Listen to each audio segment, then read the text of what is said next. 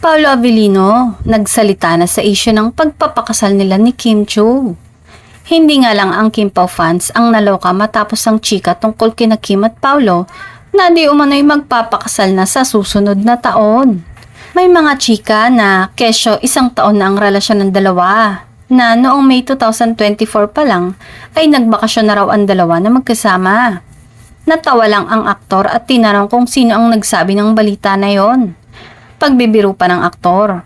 Tapos na umano ang kasal sa beach, na ang tinutukoy marahil ay ang naging kasal nila ni Kim sa seryeng What's Wrong with Secretary Kim.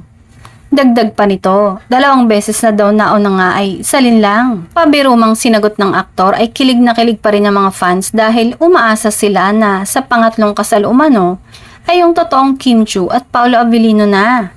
Burado na din ang issue tungkol sa sweetscape ng dalawa dahil para sa mga tunay na Kim Pao fans, baliwala na sa kanila kung saan man magbakasyon ang dalawa. Dahil mas mahalaga sa kanila na malaman na magkasama sila. Mahigpit na ibinilin sa Kim Paolandia na wag itong ilabas sa social media o sa kahit saang entertainment entity dahil maaaring mapatawa ng parusa ang kumuha nito dahil isang kilalang private at exclusive ang resort.